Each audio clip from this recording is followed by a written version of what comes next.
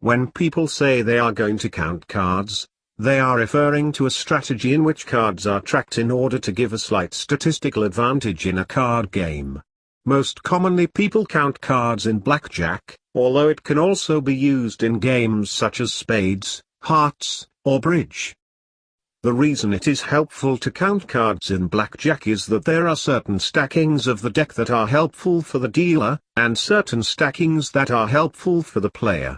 A deck in which a large number of high-value cards, 10, Jack, Queen, King, and Ace, remain, and a low number of low-value cards remain offers more opportunities for the player to get a blackjack. Doubling down has an increased chance of success, and the dealer is likely to bust.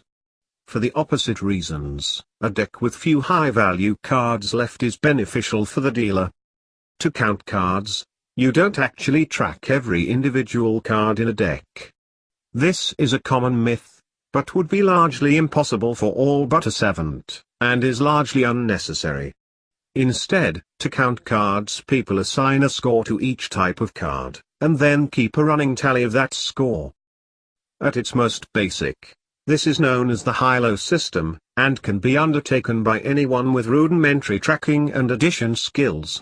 The high-low system to count cards assigns all cards with a face value of 1 to 6 with a value of +1, cards with a face value of 7 to 9 are given a value of 0, and cards with a face value of 10 through ace are given a value of -1. As low-value cards are played, the tally increases, meaning there is a higher ratio of high-value cards remaining. As high-value cards are played, the tally decreases, meaning there is a higher ratio of low-value cards remaining. The higher the tally, the better the odds of doubling down successfully or hitting a blackjack. The lower the tally, the more the odds are stacked against the player. There are other systems to count cards which get substantially more complex than the high-low system. These assign different values to different cards, and in some cases involve keeping a side tally of certain cards, most notably aces. This is because there are circumstances where knowing how many aces are remaining helps with figuring out betting odds. Some players who count cards use a technique commonly known as wonging. A wonging player will wait to the side of a table, not joining in the game, and instead just watching to count cards. They'll make the count until the number is sufficiently high that their playing odds are strong. Then they'll sit in and play at a strong table, playing until the count becomes low enough that their betting is no longer worth it, at which point they leave the table.